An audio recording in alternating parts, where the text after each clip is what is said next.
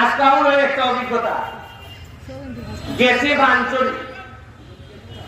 বাঞ্চরি একটা 25 একর জায়গার মধ্যে একটা eco tourist eco park hotel eco resort ওইটার কথা 18 সালে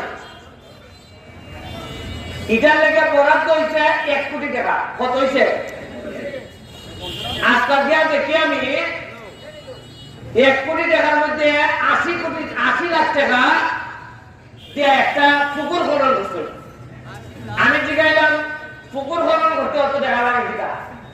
কয়েকটা খনন না ওইটা পুকুর আসিল,